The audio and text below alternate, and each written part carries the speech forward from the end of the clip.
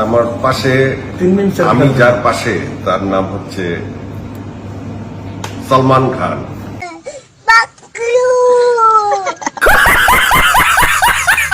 সত্যি না মিত্রা? বাংলাদেশের গরিবের সলমান খান। আর আমি গরিবের কি? শাহরুখ খান। উল্টা পাল্টা কথা কবি না, মুখে একবারে বইরা বইরা মুইতে দিমু।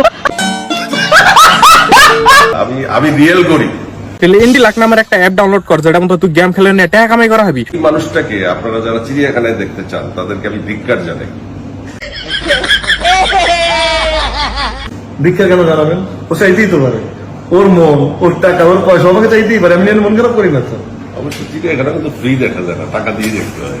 মানে আপনি কোথাও ফ্রি না। মানে ধরেন এটা দেখছেন না? আমার মানুষকে আমি সবসময় বলি যে আমি তো সবার পছন্দের হবো না। না, আমার কার্যক্রম অনেকে ভালো নাই লাগতে পারে, যখন সামনে আসবে নিউজ ফিডে সরাই দিবে, সে আমি অনেককে সরাই কেউ তো সরায় না। দেখে সবাই মিলিয়ন ভিউ হয়, আবার আমাকে নিয়ে এগুলো বলে।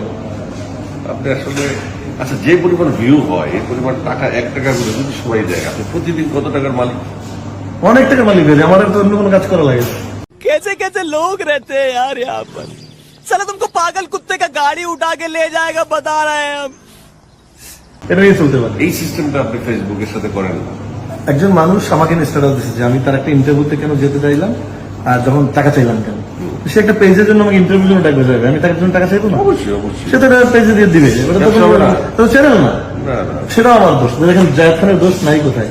সে স্ট্যাটাস দিচ্ছে আমি জায়েদ খান, আমি তাকে ইন্টারভিউর জন্য বলছিলাম, সে আমার কাছে টাকা চাইছে। আচ্ছা, আপনি একটা কথা বলি প্রিয় দর্শক, আমার যখন ইন্টারভিউ ক্যারিয়ার আমি শুরু করি প্রথম দিকে, জায়েদ খান আমাকে অনেক কোঅপারেশন করছে। আমি তখন তো খুবই নিউ কামার ছিলাম, মানে আমি টেলিভিশন নাটকে তখন আমার ক্যারিয়ার একদম ধ্বংসর মুখে। আমি নতুন করে যখন উপস্থাপনা শুরু করলাম, কোনো আর্টিস্টের সাথে সিনেমার আমার তেমন কোনো সম্পর্ক ছিল না। এই লোকটা তখন শিল্পী সমিতির সাধারণ সম্পাদক ছিলেন এবং তিনি নিজে ইন্টারভিউতে এসেছিলেন, সাথে আমাকে বিভিন্ন তারকা শিল্পী আমার সেটে আনবার জন্য উনি আমাকে অনেক হেল্প করেছিলেন। আমি কৃতজ্ঞতা ভরে আজকে সেটা স্বীকার করলাম এবং আমি ওনার প্রতি গ্রেটফুল। তাতে আমার বাল ছেঁড়া গেল। এটা অনেক বড় মনের পরিচয় দিলাম। আমি সহযোগিতা করেন আপনি আগের থেকে। না না, এটা সত্যি কথা। আমি সহযোগিতা করার চেষ্টা করেছি। একটা শিল্পী যদি আপনার মাধ্যমে এসে একটু কথা বলতে পারে তো আমার মনে হয় ভালো লাগবে। তবে আমি মনে করি জয় ভাই যে আমাদের মধ্যে একাত্মতা আছে। মাঝে মাঝে মানুষ হয়তো বুঝে যে, মানুষ আমাকে অনেকে বলে এই জয়ের এই সাথে গেলা কেন, জয় তোমাকে পচাইছে, এই মেয়েদের সাথে জয় জায়েদ খানের প্রশ্ন তোমার কেন করলো। আমি দেখেন, আমি কিন্তু কোনোদিন আপনাকে নিয়ে স্ট্যাটাস দিয়েছি?